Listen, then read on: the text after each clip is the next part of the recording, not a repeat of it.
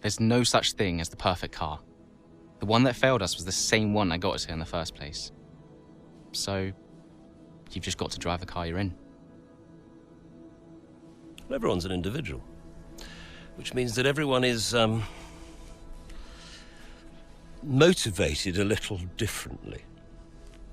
Take Devon as an example. He always responds well to having his ego brushed, to being told that he's the best. His greatest fear is failure, so it gives him further to fall, keeps him hungry. Callie, on the other hand, has an innate drive to prove people wrong. If someone tells her something's not possible, she'll do everything in her power to achieve it. A sort of stubborn determination that can be harnessed. You know, before a race begins, anything is possible. Anything. On the one hand, you have the true icons of the sport, certain drivers, certain teams who set the pace, who you expect to do well. On the other hand, you have the underdogs. And we are always there, always pushing for another place, another point. Looking for the smallest opportunity, the tiniest mistake we can punish. And in that moment, just before lights out, it's like the world holds its breath. You know? Everybody just waits. The air is heavy, you know? Konnersport had made its mark on the history of the sport.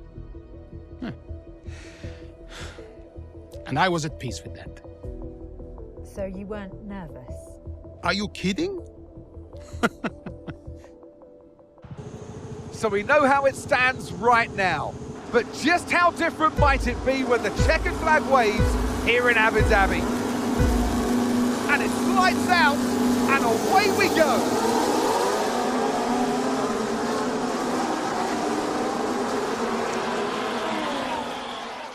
When he started in F1, people thought he was a nice guy, but he was incredibly ambitious.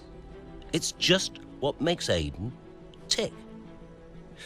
Which is why I may have started a rumour or two about interest from other teams during his time at Konnersport. To stoke that ambition. Keep his eyes on the horizon. A lot of people might see that as manipulative, wouldn't you agree? Well, of course. Motivation is manipulation. It's the same thing. Is it? Look, the end justifies the means. After all, it's just business.